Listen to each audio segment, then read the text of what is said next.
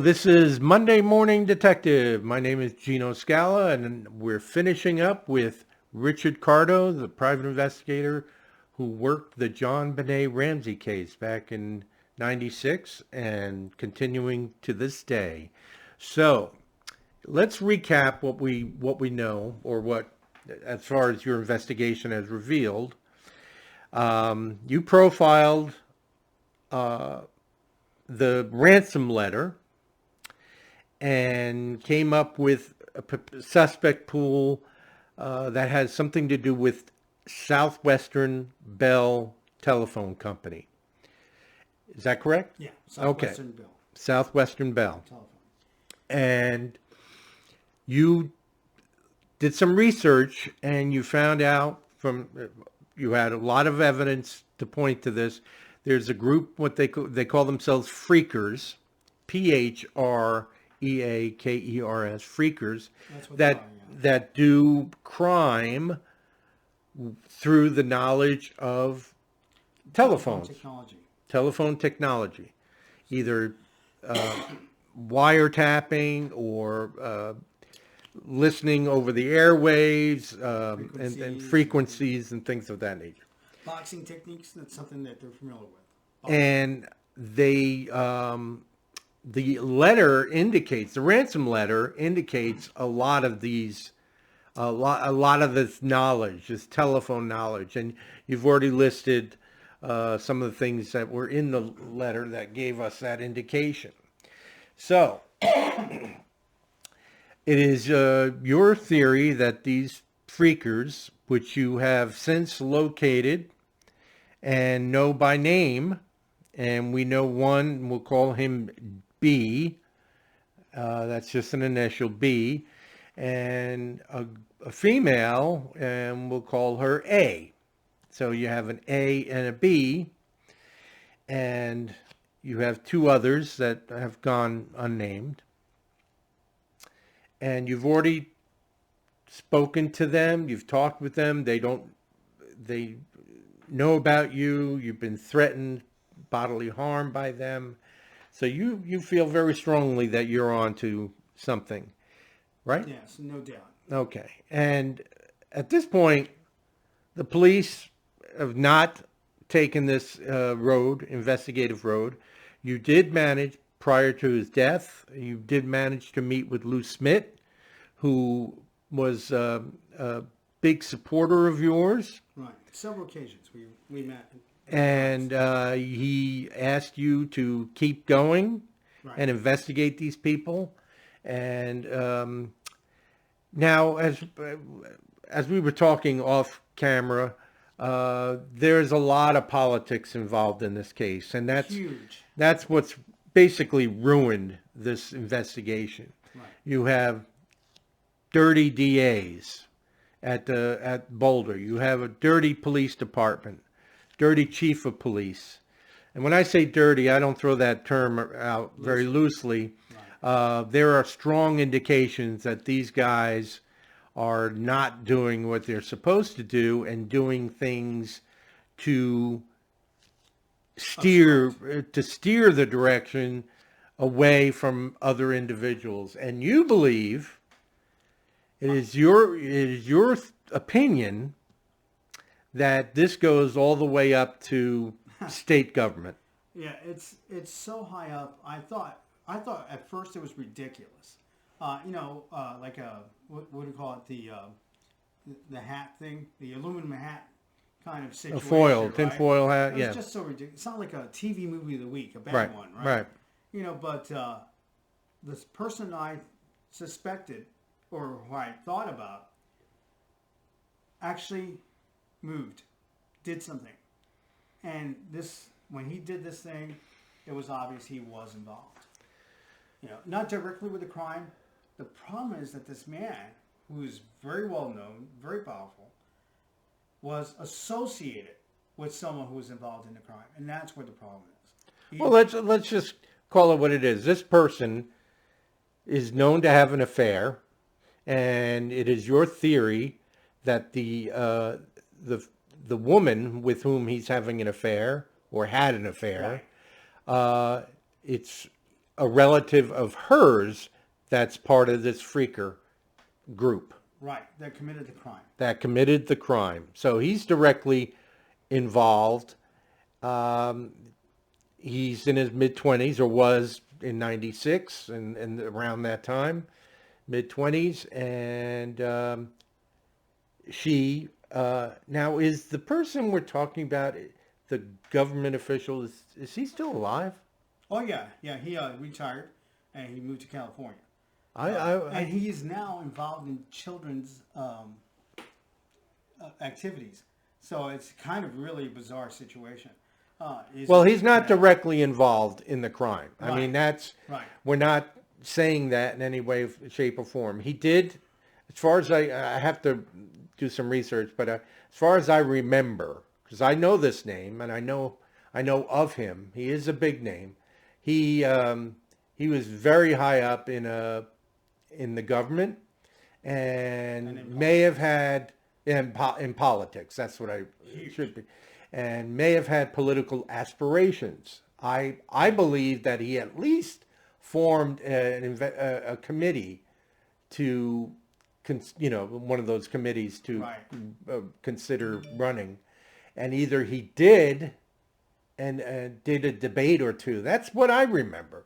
I think he was involved in one of the debates, but he dropped out early.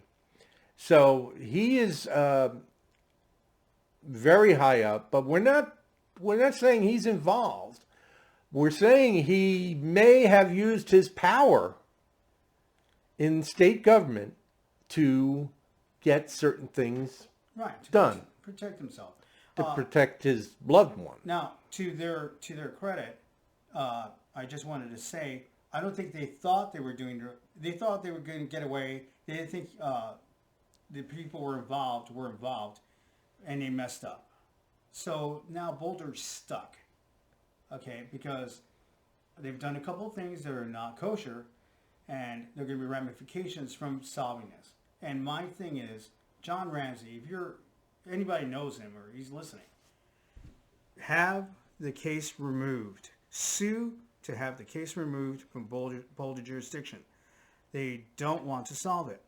Okay, they made a mistake, and it's going to cost them. You need to remove this case if you want it resolved. And the mistake was Well, I believe DNA. I believe the DNA was they conducted it poorly. Of course, it was kind of newish to people in Boulder. It's not a high crime place like that, but they screwed up the DNA. It's my understanding. But any case, Screwed it up how? well, they tested some people, and they forgot to test one other person. And I think this is where it is. Now, this is my theory. It's a little bit wild, okay? But there's a problem with that DNA testing, okay? And so they thought it was you guys, then they thought it was something else when your DNA didn't work out, okay? And that's where they're stuck. So let me see if I can explain this. You think they ran Patsy's DNA, they ran John's, and they ran Burke's, and the Santa Claus and all that. They ran everybody that we have heard were involved. Now, it is your theory that they had captured 4 people as part of this freaker organization the day of the homicide. Yeah. Now, Okay. hang on. And through the course of that investigation, they got DNA samples from 3 of these people, Right. the males. Right. And your thinking is that a female actually did the homicide and the sexual assault, and they never tested her DNA. I believe the female had committed the sexual assault. Sounds wild, okay? But if you see all the data I have, you'll understand. Well, the murder of the child could have been she someone else. used the Right. stick. Right. There were a lot of things involved here. They tested the DNA. They thought they cleared the suspects they caught. They did catch these people the very first day. This is stuff you've never heard, okay? but it would explain why they try to say the ransom note was a fake, and Devalued. right. And the most important thing, when they tried to destroy Lou Smith's evidence, okay, the Boulder special prosecutor assigned to this thing, very first thing he tried to do was erase Lou Smith's evidence. Lou Smith and his lawyer fought and won, and Boulder was slapped on the hiney and told, hey, you can't destroy evidence. The question is, why was Boulder trying to destroy Lou Smith's evidence? You have, I mean, they only destroy evidence after the case has been solved.